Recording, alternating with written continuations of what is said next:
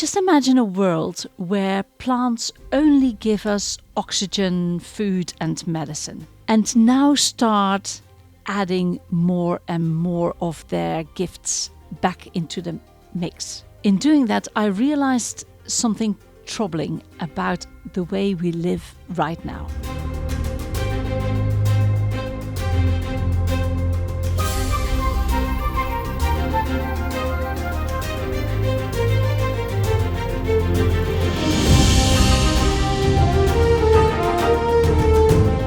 Good morning, good afternoon, good evening, wherever you are in the world. Welcome to the Quality of Life Quest. My name is Anneke. So today's topic is about what plants actually give us beyond the basics. And in this case, it's random, but in this case, the basics are oxygen, food, and medicine. We take plants for granted.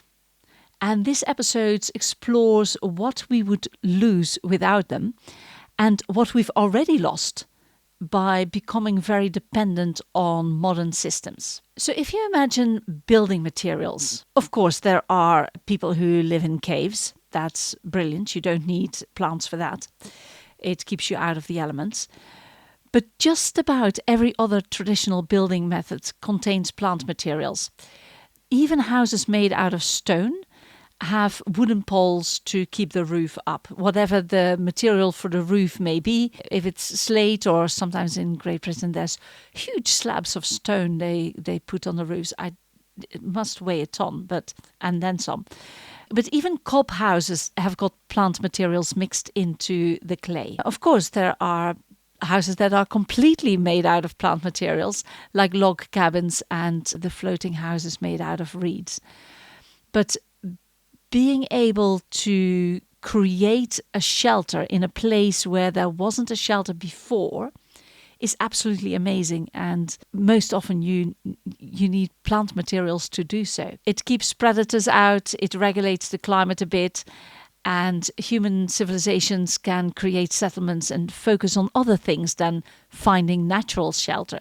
So being able to create a shelter, create a house, is amazing, and basically you need plant material for that. But over time, we've started to create houses out of other things. So bricks, which is still a natural material, that doesn't contain plants. There's all this artificial foam board that you use for insulation. That's definitely not a natural material, but it insulates the house really well. Steel frames to keep the houses up instead of wood. For all those things where we've gone away from plant material, quite often we've gone away from natural material as well. The other day I saw a YouTube video about a man who had a patch of rye, and he would use the straw to thatch his roof. And every year he would add more to his roof. The good thing about it is that when it's done its thing, you can put it on a compost heap and it goes back into the earth. Whilst if you've got foam boards, you can't do that. You can't reuse that. You can't compost that.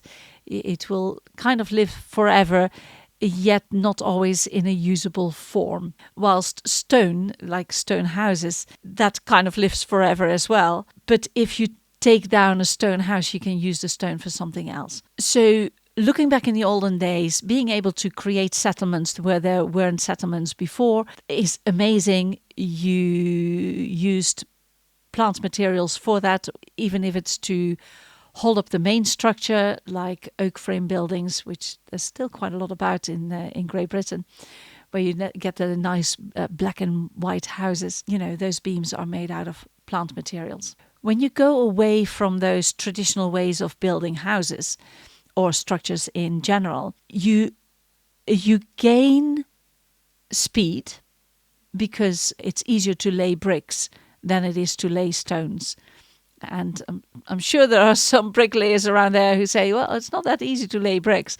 Well, compared to laying stones, it is, because bricks are uniform and level and nice, and they've got nice square edges, and it's relatively relatively easy to lay bricks.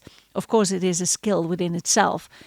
Having said that, laying stones, it takes way more time and adds a degree of difficulty to the process. So what we gain in speed, we lose in craftsmanship and self-sufficiency, because being able to create buildings out of the materials around you, yes, you need tools, but being able to do that, to create houses out of stone or out of wood, it's got a degree of self-sufficiency in it. You don't depend on big corporations who create artificial insulation, who create composite materials that are maybe much easier to work with and have got their own properties. You lose something in the process. You gain something, you lose something, and you have to be realistic about that.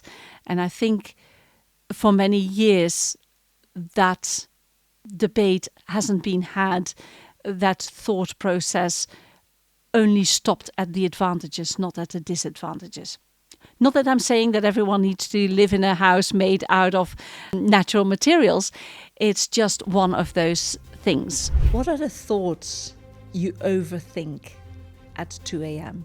What are the conversations you rehearse but never have? What are the feelings you minimize? Growth begins when you stop pretending that you are fine. Go to thequalityoflife.quest and book a one-to-one session. See you on the other side. Plants and fuel. Once you've got cover, it's nice to be able to cook and to have a fire to warm yourself on a cold winter's night. Being able to cook over a fire makes things edible that weren't edible before, and it kills off bad bacteria. Being able to be warm when it's cold outside makes it possible for more people to survive cold spells. Do you need plant material for that?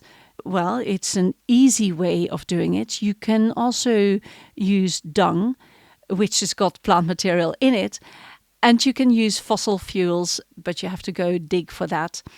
There are places where fossil fuels are quite close to the surface, but yeah, you need to live quite near it, and most people don't.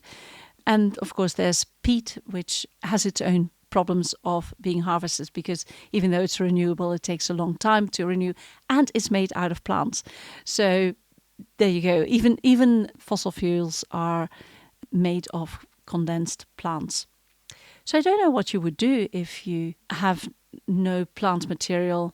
You can burn fat, but that needs a wick, and the wick is made out of plant materials. I don't know. If you've got an idea, put it in the comments. Then there's fibres, making yarn out of plant material, which can then be made into cloth and ropes. Up till then, people would have worn leather and wool or animal fibres.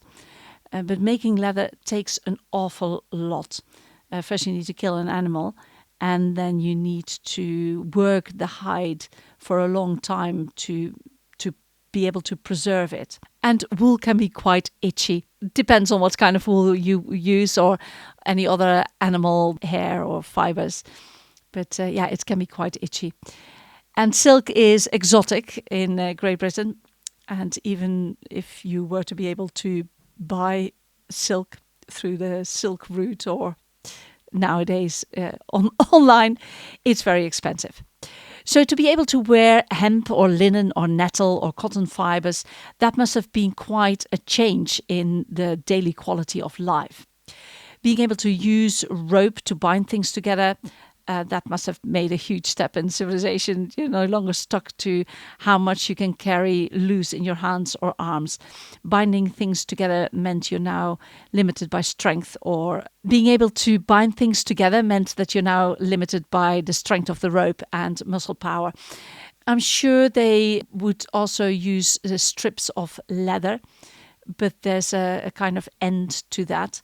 Whilst if you can spin a yarn, you can make it as long as you want it to be. Then another quality of plants is resins, and that makes that you can stick things together, which is a useful property to have.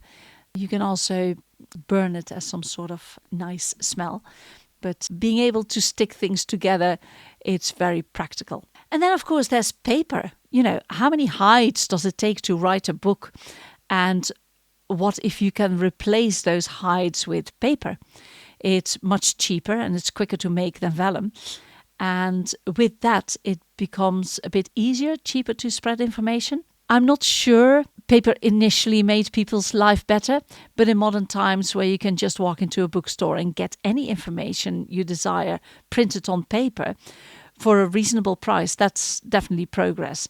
No need to reinvent the wheel. You can look up how other people have done things, and you don't need to be there in person.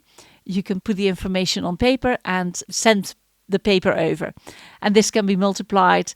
It isn't any longer a one-to-one session of where the master teaches the pupil. No, you can just have the information on paper and it can copied as many times over and spread over the entire world. So paper's useful. I mean, I like paper. And of course there are many more things where plants have made a progress to people's quality of life, where we use plants in ways that you wouldn't really think about anymore. We used to make vessels out of wood, little bowls and spoons, and I'm from the Netherlands, so clogs, footwear. It's all plants, and a lot of the things have been substituted by modern materials, which, as I said before, it's not necessarily that's bad. It's just not always progress for the long term. And yeah, it's interesting just to think about it for a while, just as a thought process. So if you were to do this as a thought process, can you come up with things that where you're dependent on plants, or where your dependency of plants has shifted to an artificial material? And is that progress in the long term, yes or no? And the answer might be yes, it's progress. That's absolutely fine.